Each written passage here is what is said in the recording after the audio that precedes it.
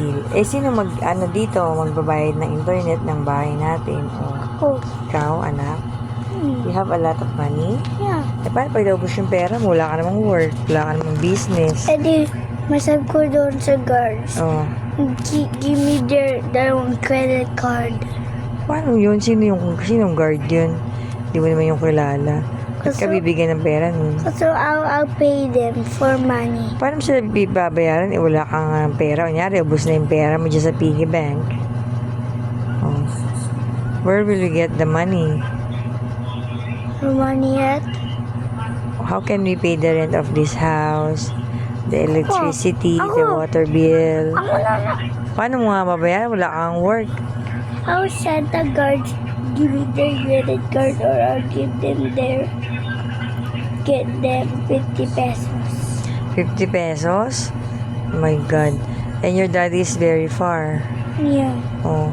And don't talk to him again. Okay? Why?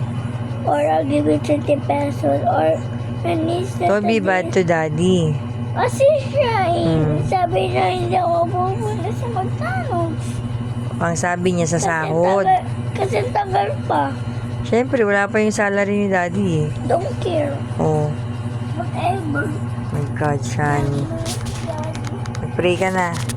Kaya na si daddy, huwag natin talk si daddy. Ever?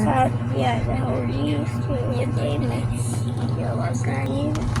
Mama, about you, Christ, our Lord, Amen.